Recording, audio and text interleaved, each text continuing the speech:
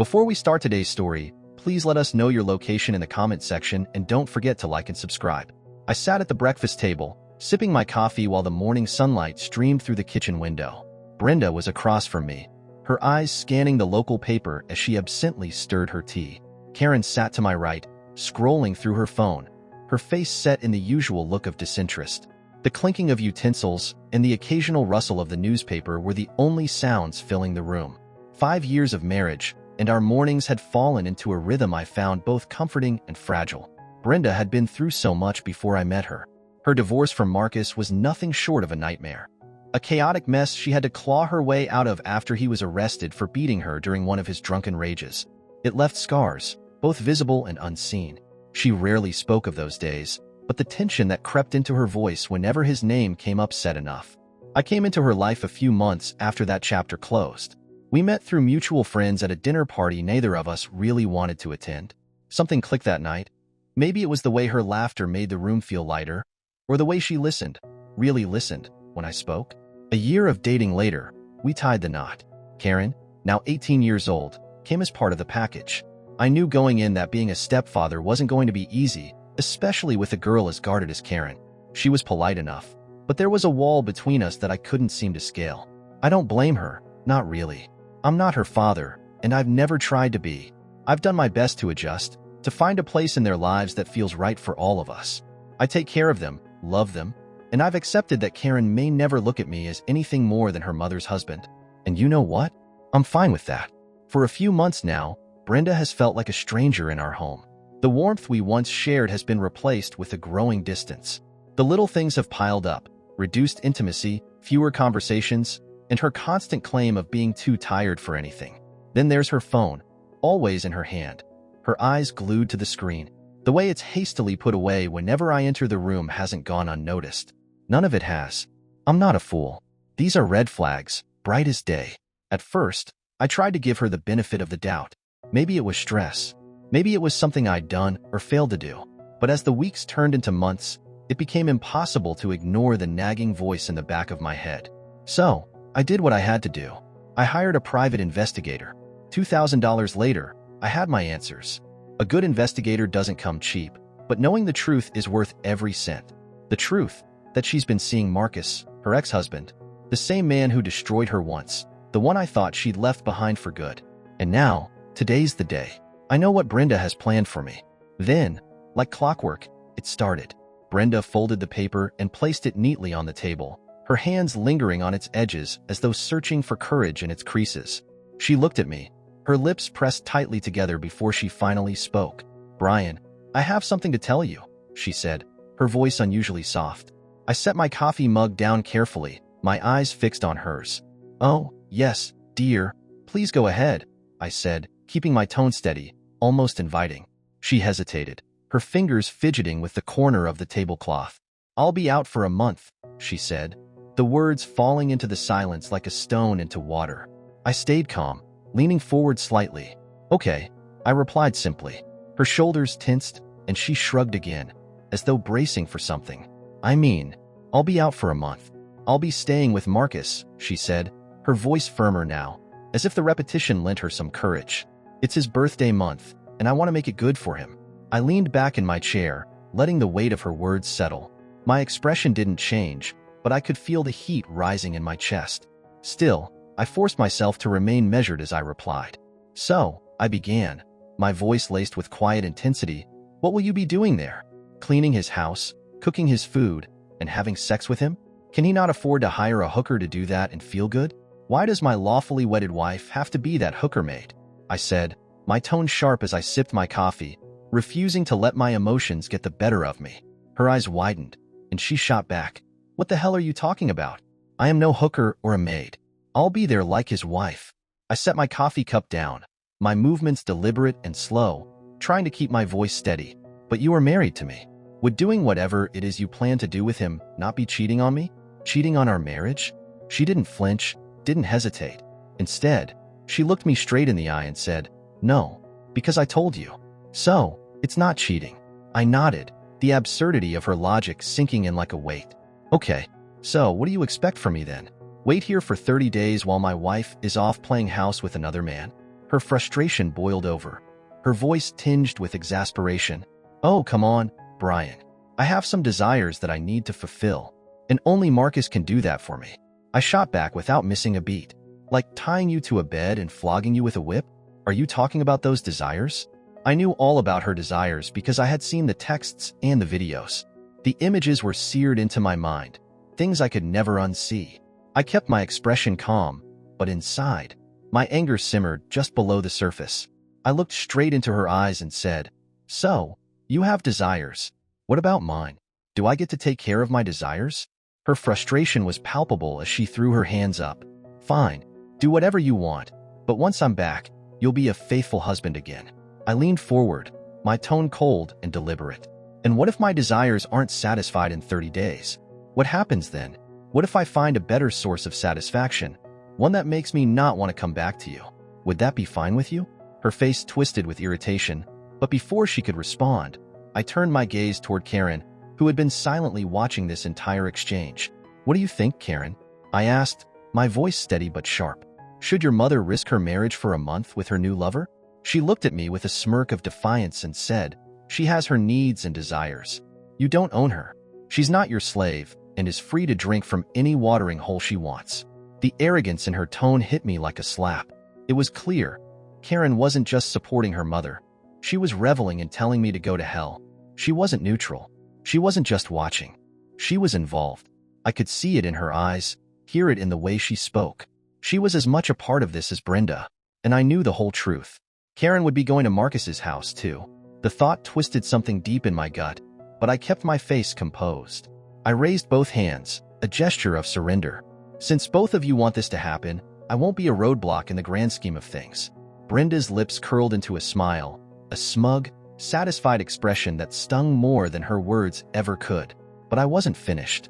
With a calm, deliberate tone, I continued, "However, Brenda, I want you to sign a document stating that we will be separated for the next 30 days, officially and legally. I will not be responsible for you or your daughter financially or in any other way during that time, and I will be free to do as I please and take care of my desires." Brenda narrowed her eyes at me, her tone skeptical. "How does that work?" I leaned back in my chair, keeping my demeanor calm and composed. "I'll call my lawyer right now. He'll draft up the necessary documents, and we can go to the court tomorrow to make it official. Simple." I paused, letting the weight of my words settle before adding with a touch of sarcasm. "So, you see, I'm just clearing the path for you.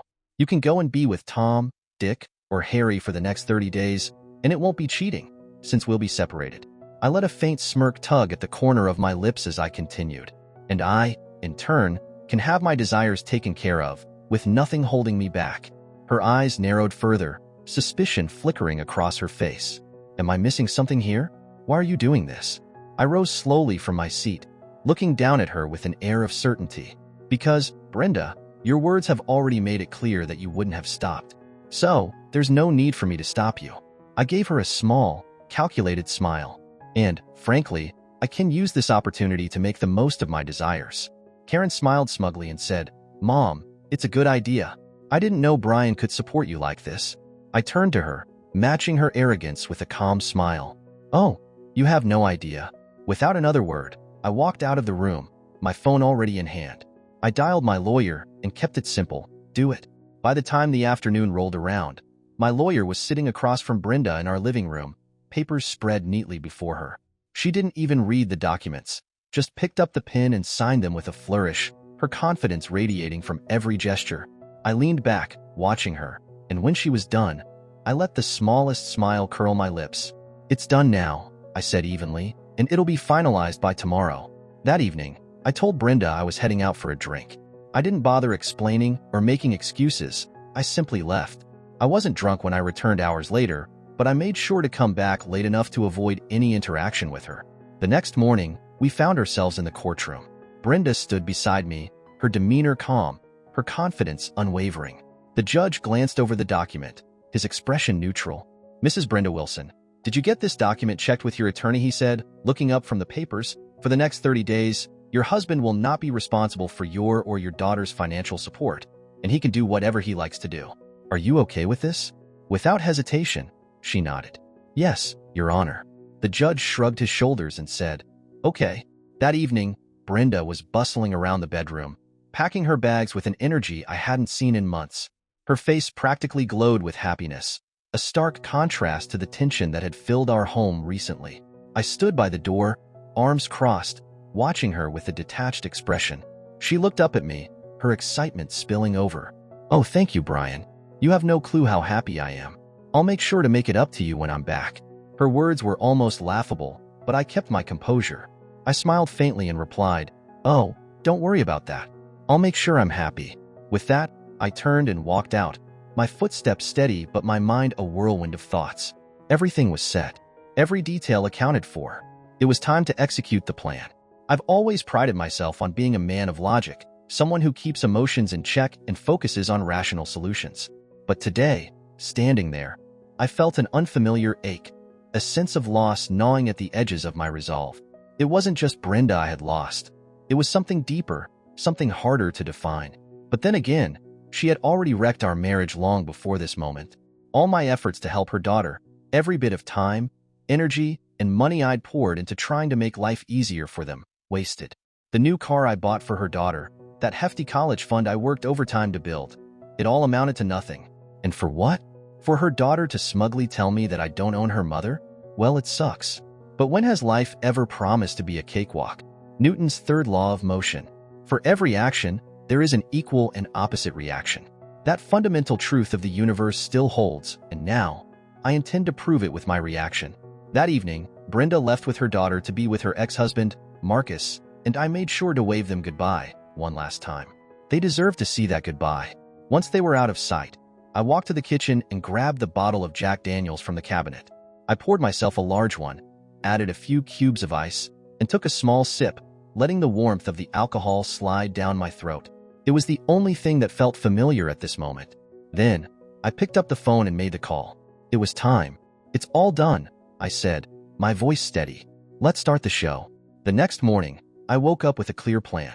The first thing to go was the car I had bought for my wife's daughter.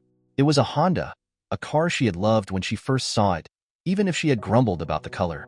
She said it wasn't her favorite, but that didn't matter now. Tough luck. She could now pick whatever color she wanted for her next car, and hopefully, her father, Marcus, could buy it for her. Next, I turned my attention to my wife's car, the one she adored. She'd always flaunted it, acted like it was the best thing I could have ever done for her. Well, too bad. She never once appreciated the man who worked tirelessly to give her what she wanted. Now, for the next 30 days, Marcus can handle her transportation. I won't be the one to provide that comfort anymore. As for the house, it was big, too big for them. I had heard them complain enough about it over the years. They always talked about how they wanted something smaller, cozier, like the house Marcus had. Well, they're already living in one now, so might as well make that permanent. It's not like they'll be coming back to this one anytime soon. By the end of the day, I had what I needed, $2 million in my hands, or more accurately, in my offshore account. No more sacrifices. Now, I could finally do what I wanted, without anything or anyone holding me back. 3 days passed, and the silence was almost peaceful. But then, the phone rang again. It was Brenda. Her voice was shaky, like she was trying to keep her composure, but the panic was still evident. I called the house, but no one answered. "Where are you?" I couldn't help but smile, the irony not lost on me. I picked up my drink, took a slow sip, and without missing a beat, I replied, taking care of my desires. And with that, I ended the call, cutting her off before she could respond. That evening, my phone was buzzing nonstop. First, it was Brenda, then Karen. Both were calling repeatedly. It was clear they were furious and likely frantic. I had a good guess why. They must have gotten the notifications from the bank by now. The joint account was empty, the college fund gone. I could almost hear the shock in their voices, and I understood why. They had no idea what had hit them. But honestly, how could I take care of my desires when all my money was tied up in those accounts? Still, I didn't pick up immediately. The calls kept coming, but I didn't respond. Let them stew for a while. Let them process the mess I'd left behind. It took another 3 days, 3 long days, of constant ringing before I finally decided to answer the phone. "Hey, Brenda, how are you?" I said, my voice calm, almost casual. "Sorry, I was busy getting my desires catered to, so I couldn't answer your calls." She didn't hold back. The insults, the accusations, the guilt trips, They all came pouring out in a relentless stream. Every verbal garbage you could imagine, and even some things that left me scratching my head in disbelief. But honestly, she had every right to be angry. I wasn't expecting sympathy. I just sat there, listening, waiting for her to finish. And once she finally fell silent, I knew it was time. I guess it's not the time to talk. Bye. I hung up before she could get another word in. That went on for 5 days. 5 straight days of her screaming and me hanging up, each call more frantic than the last. It was almost predictable at this point. But on the 6th day, when I picked up, there was a noticeable shift. She wasn't shouting. She wasn't spewing her anger at me. Instead, there was a calmness in her voice. She asked, "Why did you take away all the money?" I leaned back, took my time with the answer. "Well, living in a 5-star hotel in Jamaica costs a lot. How do I pay for it unless I empty your daughter's college fund that I paid for?" "What? That was my dream vacation. How could you do this to me?" She was livid. "Well, my desire was for you to remain faithful to me. That did not work out well, so I got the next best thing, a vacation in Jamaica with a young blonde Russian woman to keep me company." Brenda's voice cracked with fury as she screamed, "You will not get away with this. Once I am back, I will make you pay." I could feel her rage through the phone, like it was burning right through the line. Honestly, it didn't faze me. I'd expected it. She was always like this, overreacting to things. The same old drama. But it wasn't the kind of emotion I wanted to deal with right now. I wasn't in the mood for a fight. Not with her. Not with anyone. I took a deep breath, my fingers tightening around the phone. "I guess you're angry," I said, my voice calm, almost too calm. Not the kind of emotion I want to deal with right now. Before she could say anything more, I pressed the end call button. There was no need for any more of her threats. Not today. A month had nearly passed, and now it was time to move on to the next phase of my plan. I boarded the plane and I had a clear destination in mind, and it wasn't just another getaway. No, this was something bigger. Thailand. Back when I was working as a software analyst, I had frequently been offered a partnership at a firm in Bangkok. At the time, I'd brushed it off, not feeling the need for anything more. But now, with nothing really tying me down back home, nothing left that mattered, I figured why not? So, I'd accepted their offer, and here I was on my way. The plane ride was long, but it gave me time to think, to reflect on everything that had led me here. When the wheels finally touched down, I couldn't help but feel a strange sense of relief. I had made my choice. I had moved on. I landed in Bangkok. I switched on my phone and immediately called my lawyer.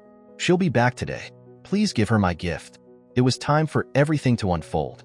Later that evening, Brenda and Karen returned home, or what they used to call home. I couldn't help but imagine the look on their faces when they saw what awaited them. At the door, a man was already standing, waiting. He approached them with calm professionalism. "Hello, are you Mrs. Brenda Wilson?" he asked.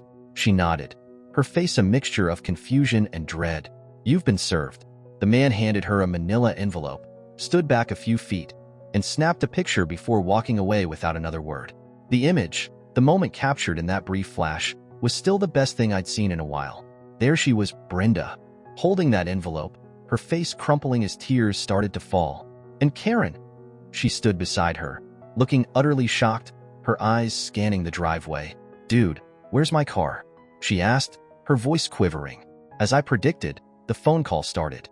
I let them ring through, waiting until I was in the comfort of my hotel room before I dialed her number. I didn't even need to say anything. She picked up almost immediately, and before I could say a word, she exploded. "You are not an honorable man. You're jealous of Marcus. You couldn't handle your ego."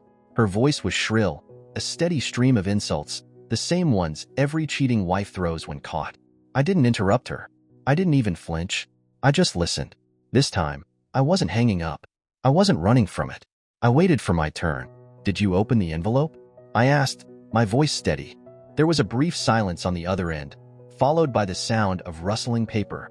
Inside were the images of her and Marcus having sex, with timestamps and locations, even the ones where she was tied on the bed.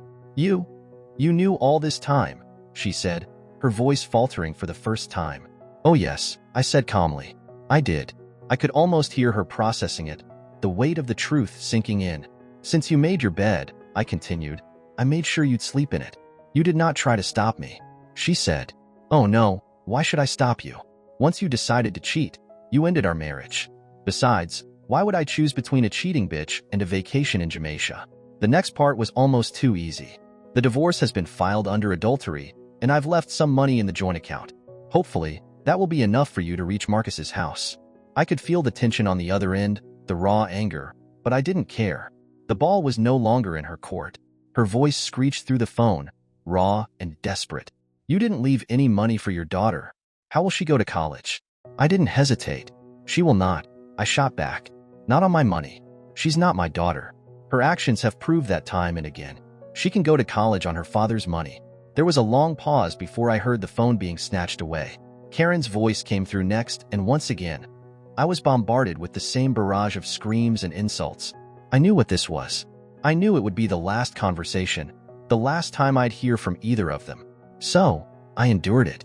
Then, in a voice that wavered between rage and disbelief, Karen said, "You sold my car."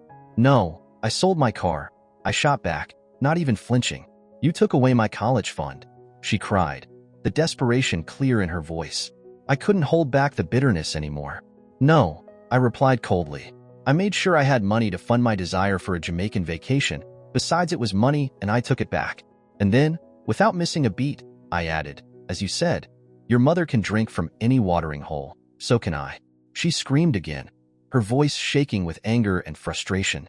"What will I tell my friends? My car is gone." I didn't even flinch. "Tell them your loser stepfather sold it to fund his Jamaican vacation. And now I'm going back to live with my winner biological father." There was a sharp intake of breath on the other end before Brenda snatched the phone back. Her voice was dripping with accusation. "You stole our money. I'll call the cops." "Please, go ahead," I said, my tone completely calm. "You signed that legal document that waived my financial responsibility towards you. I spent the money within the 30 days, and now I'm broke. I have no money." She shot back immediately, her disbelief heavy in her words. "You want me to believe that?" I smiled. "I never asked you to believe me, but in court, I will prove that." I ended the call with a calm, final note. "For any further communication, please call my lawyer. His number is in the envelope. Have a good day, Brenda."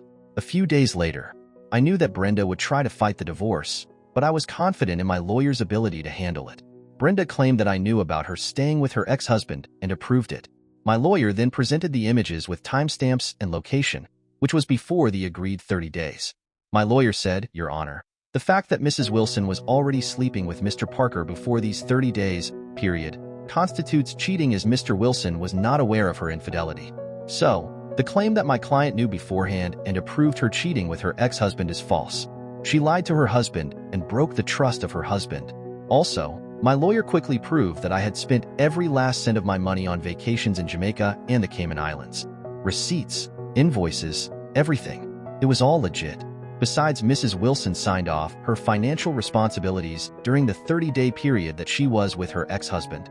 The judge, though, wasn't naive. He knew the situation reeked of manipulation and deceit, but there was little he could do. The paperwork had been meticulously filed, and the legal process had been followed. His hands were tied, bound by the formalities of the law, even if he could see through the thinly veiled charade. He ordered that whatever asset remained be properly settled. That's when Brenda's lawyer, clearly desperate, tried to bring up child support. But my lawyer wasn't about to let that slide. With a firm tone, he immediately objected. He pointed out the obvious truth. Karen wasn't my daughter. Not biologically, not legally. I had never adopted her, and the judge knew this was a crucial detail that rendered child support irrelevant. My lawyer didn't stop there, though.